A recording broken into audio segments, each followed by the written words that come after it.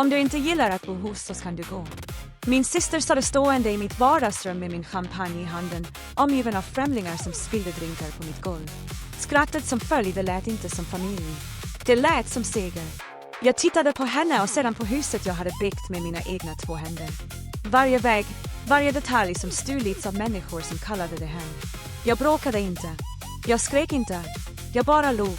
För när de skrattade den kvällen hade de ingen aning om att de redan hade gett mig det enda jag behövde mest bevis på.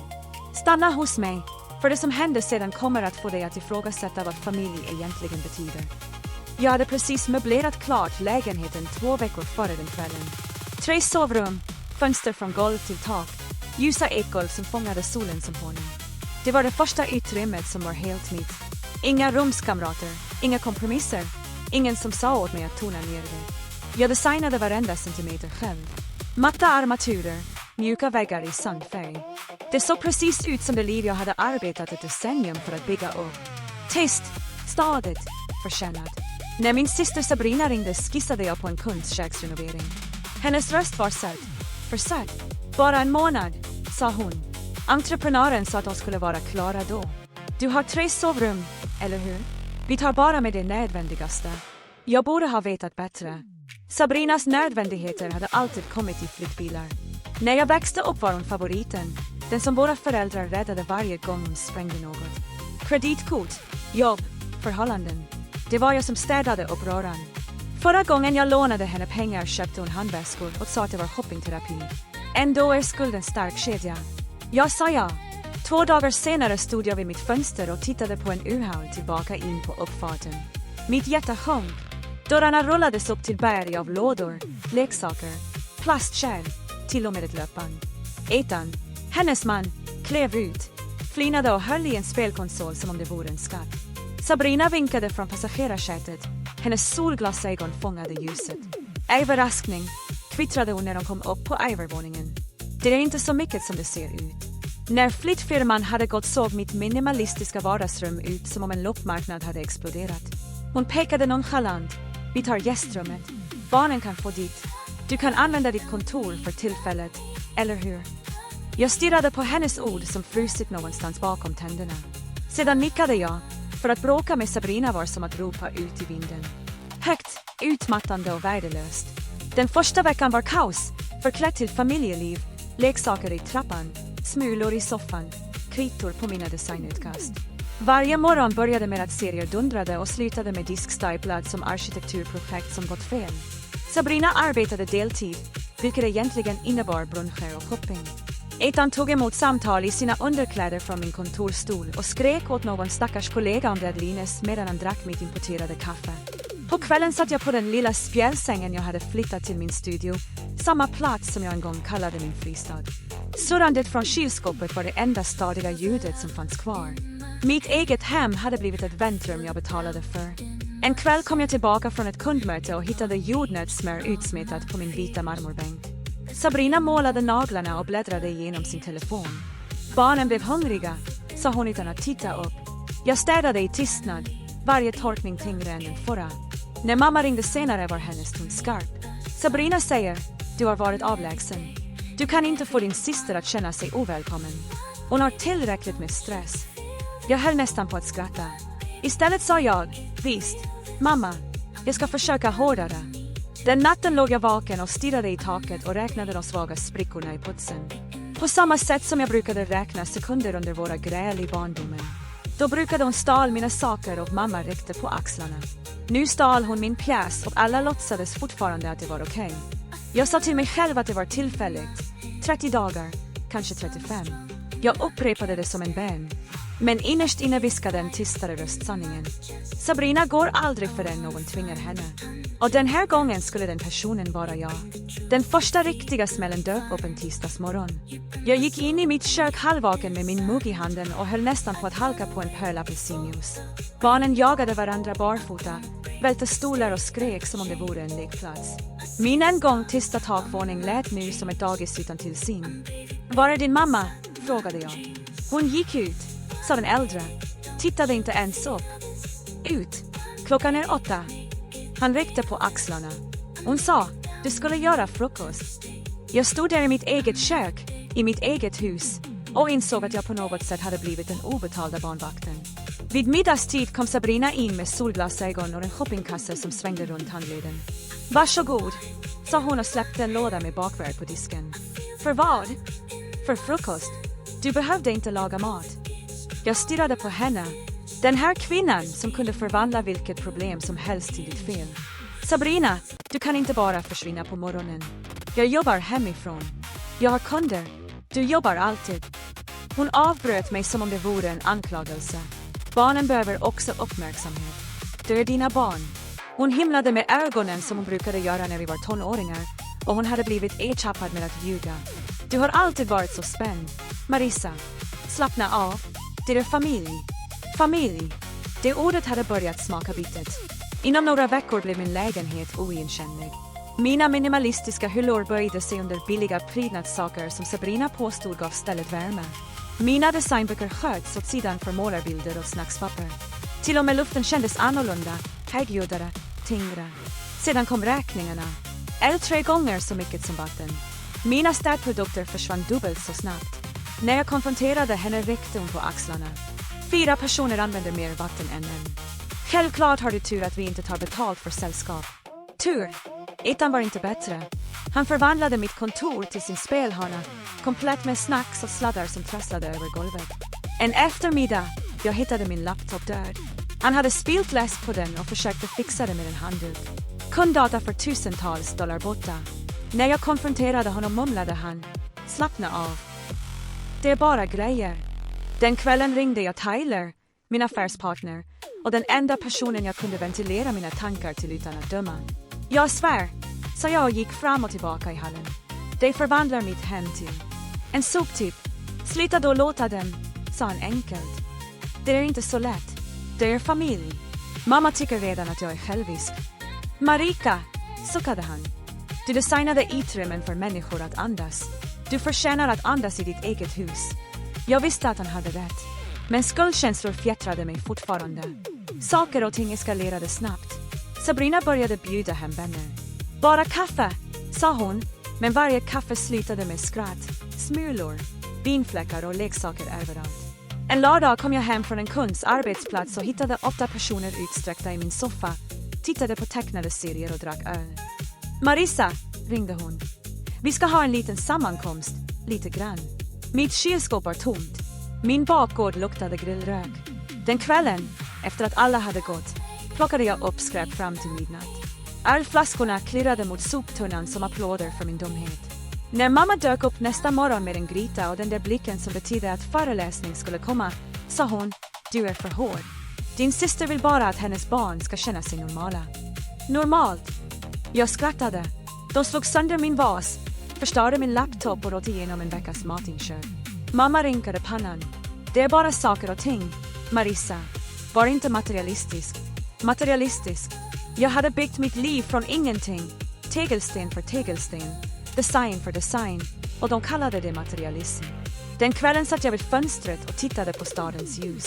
Min spegelbild stirrade tillbaka. Trött, arg, liten. Jag insåg att jag hade byggt den här vackra platsen inte för att skryta, utan för att ha kontroll, för att äntligen känna mig trygg. Och nu gled varje del av den kontrollen undan under någon annans fötter. Nästa morgon knackade Sabrina på min dörr med en flaska vin.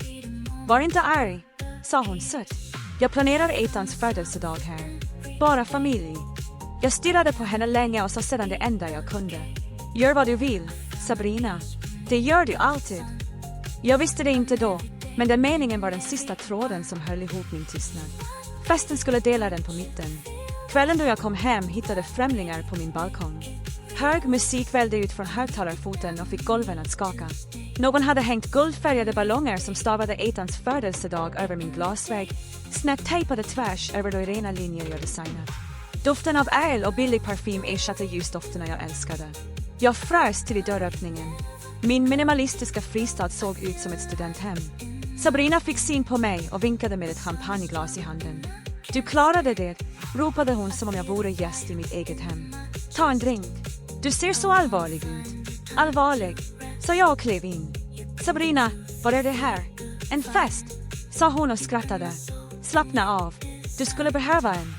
Folk strök förbi mig och lämnade strimmor av frosting på bänkskivorna. Ettan hade musik som dundrade från mitt Bluetooth-system och dansade som om man hade betalat hyra här. En av deras vänner slängde sig ner på min krämfärgade soffa med en tallrik ringar. Fett droppade ner på kuddarna. Jag stängde av musiken. Den plötsliga tystnaden slog till som en örfil. Hallå, ropade Ethan. Var i helvete? Det här är inte ditt hus, sa jag tyst. Jag gick aldrig med på det här. Sabrina skrattade högt och skarpt. Åh, kom igen. Det är en natt. Du har varit en sådan risare på sistone. Låt oss njuta av livet för en gångs skull. Du har njutit av mitt liv i månader, fräste jag. Min mat, mitt utrymme, min tid. Hennes leende vacklade. Du överreagerar. Det är bara familj. Jag tittade mig omkring på folkmassan, hälften av dem främlingar. Sedan, var är familjen? För ett ögonblick sa ingen något. Sedan muttrade någon längst bak. Ta det lugnt. Det är bara en fest. Skrattet krusade sig igen. Jag ville skrika. Istället tog jag upp ett tomt glas från disken, sköljde det och ställde tillbaka det i skåpet. Ljudet av glas som klirrade mot glas var det enda ljudet i rummet. Sabrina klev närmare. Du står verkligen inte ut med att se någon glad, eller hur? Glad, sa jag. Kallar du det här lyckligt? Flinade hon. Om du inte gillar att bo hos oss kan du gå. Orden skar genom luften. Någon skrattade. Någon annan sa aj. Min syn förvrängdes. Jag skrek inte. Jag grät inte. Jag tittade på henne. Samma syster som brukade stjäla mina kläder, mina pengar, min frid. Och jag förstod äntligen att hon inte hade förändrats. Hon hade bara blivit högre. Så jag gick. Ingen dörr som smällde igen. Ingen dramatisk utgång.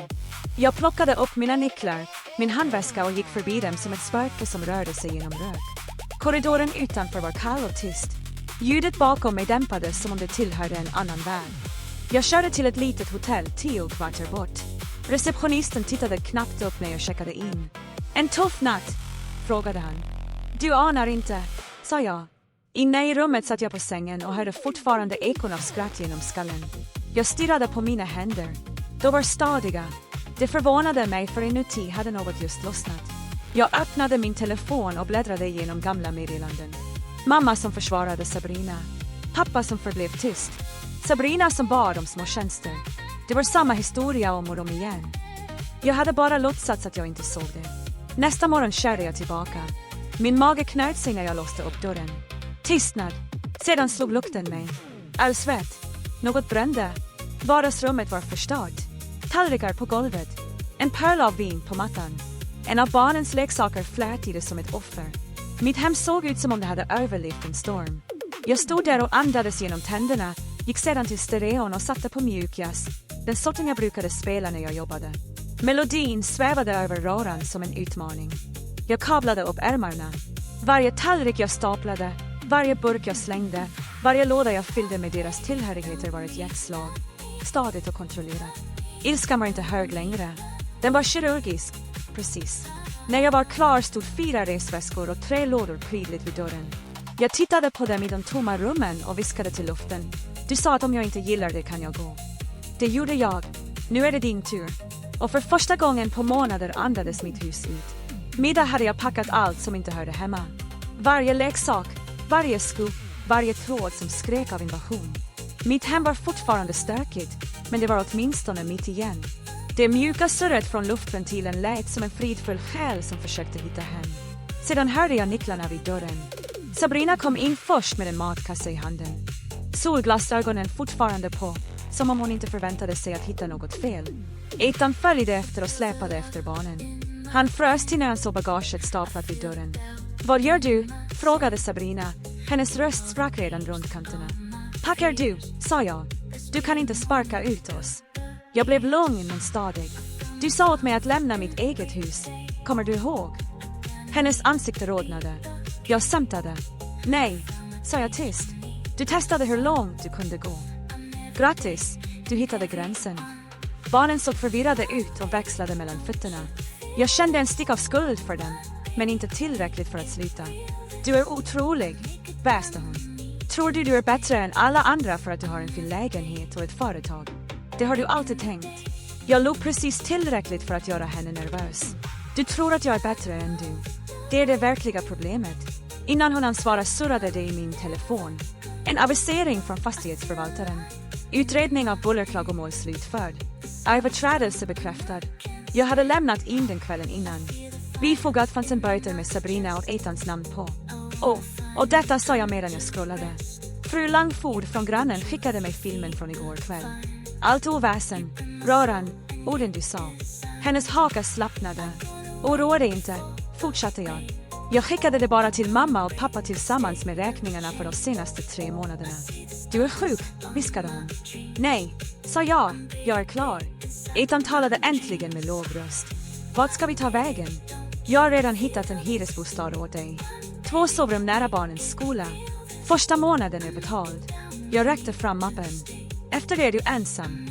De bara stirrade på mig. Sabrina, rasande. Etan förödmjukad. När mina föräldrar ringde den kvällen svarade jag inte. Jag lät röstbrevlådan spela medan jag vek tvätt i vardagsrummet. Mammas röst sprack av ilska. Man kan inte kasta ut sin syster sådär. Jag stängde av ljudet på telefonen och höjde jassen. Under de närmaste dagarna var tystnaden vacker. Luften var lättare. Jag kunde höra staden igen istället för deras oväsen. Jag gick tillbaka till jobbet och kom ikapp med projekt jag nästan hade förlorat. Tyler kom förbi en kväll med hämtmat och 2 flaskor vin. Ser annorlunda ut, sa han och tittade sig omkring. Det ser äntligen ut som jag igen. Han nickade och log sedan mjukt. Du ser annorlunda ut också. Jag skrattade. Kanske lång har bra belysning. 2 dagar senare kom jag hem från ett kundmöte och fann lägenheten tom. Deras bagage borta. Ingen lapp. Inget adjö. Bara ett öppet fönster som släppte in en svag bris som luktade regn. Jag satt i soffan och andades. För första gången på månader kändes tystnaden inte ensam. Den kändes förtjänad. Veckorna gick. Mamma ringde inte. Pappa skickade ett sms. Du kunde ha hanterat det bättre. Jag svarade inte, men tiden gjorde det. Som tiden alltid gör, den mildrade bruset. 1 månad senare öppnade jag min mail och hittade ett meddelande från min hyresvärd. Alla utestående räkningar är betalda. Ingen underskrift, bara ett kvitto. Kanske skuld, kanske stolthet. Jag behövde inte veta.